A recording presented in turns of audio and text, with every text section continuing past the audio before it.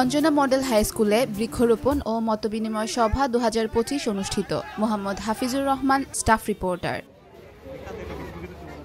সবুজে সাজুক আমাদের ভবিষ্যৎ, এই লক্ষ্যকে সামনে রেখে রাজধানীর উপকণ্ঠ আশুলিয়ার কবিরপুরে অনুষ্ঠিত হল বৃক্ষরোপণ কর্মসূচি ও মতবিনিময় সভা 2025।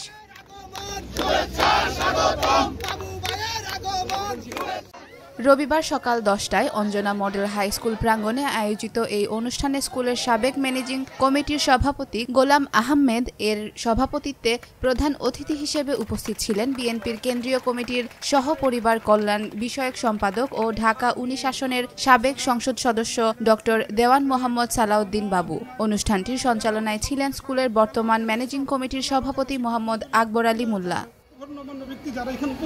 সভাপতি ছিলাম, অতএব আমার একটি বাড়তি আগ্রহ আছে।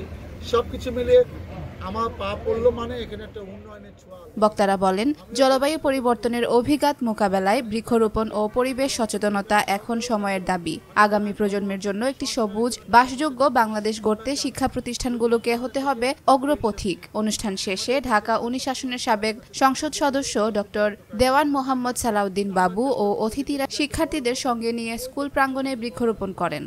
আমার কাছে এটা মনে হয় না যে এরকম একটা রাস্তা পরে একটা কম্পাউন্ডের চত্বরে একটা স্কুলে ওই পিছনে কেন ক্লাস হবে, এখানে আরেকটা 4তলা ভবন হলে স্কুলের সমস্যা থাকবে না।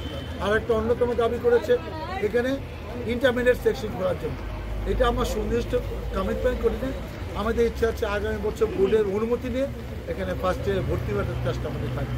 সব কিছু নিয়ে স্কুলটা একটা ভালো প্রতিষ্ঠান, তাদের ফান্ডেও বেশ কিছু টাকা আছে, ফান্ডের টাকা রাখলে হবে না। ছাত্রছাত্রীদের স্কুল তাদের সমস্যার সমাধান করতে হবে, টিচাররা এখানে পড়াশোনা করেন তাদেরও শুধু সুবিধার দিকে লক্ষ্য রাখতে হবে। সব মিলিয়ে শিমুলিয়া এই স্কুলটা ঐতিহ্যবাহী স্কুল 73 সালে যেটি এখানে প্রতিষ্ঠা হয়েছিল, এটি যেন ভালোভাবে পরিচালিত হয় সকলের সহযোগিতায়, এটাই আমার লক্ষ্য। সেই কাজটাই আমি আজকে করে গেলাম। আমার আশেপাশে দলীয় নেতাকর্মীরা ছিল, আমি বিশ্বাস করি তারাও তাদের জায়গা থেকে এই স্কুলের পাশে দাঁড়াবে।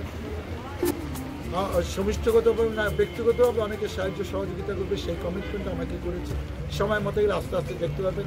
আমার ইচ্ছা আছে 3-4 মাস পরে আবার স্কুলে একবার আসা। সবাইকে ধন্যবাদ। আরেকটা প্রশ্ন ছিল।